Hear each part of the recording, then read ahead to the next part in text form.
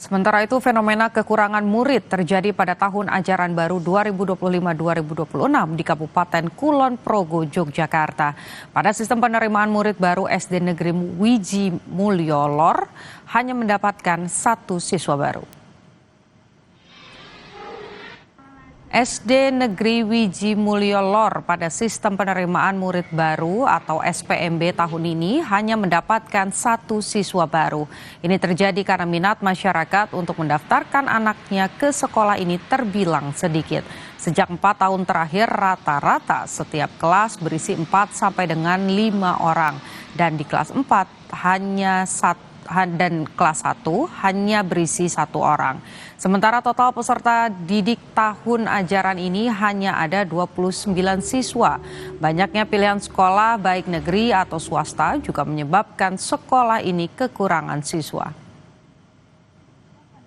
Mungkin ini karena letaknya kita itu banyak berada di satu Pedukuhan saja.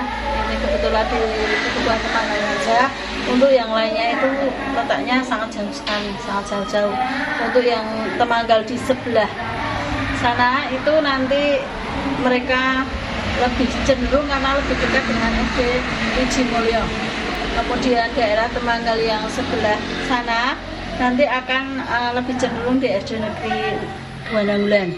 Untuk kita mungkin hanya di tengah-tengah ini, tetapi untuk tahun ini dari daerah Temanggal sendiri tidak ada yang ke SD Negeri Wiji Mulyo Lor.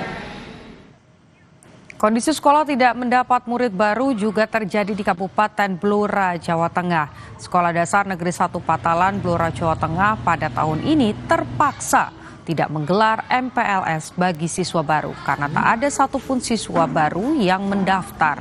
Kegiatan MPLS hanya digelar untuk siswa kelas 2 hingga kelas 6. Sementara untuk kelas 1, ruangan dibiarkan kosong.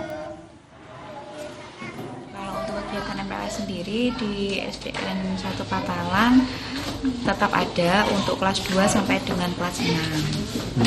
Untuk yang kelas? Kalau untuk kelas 1 nggak ada karena memang kan siswanya tidak ada nih. Jadi masa pengenalan lingkungan sekolah hanya untuk kelas 2 sampai dengan kelas 6.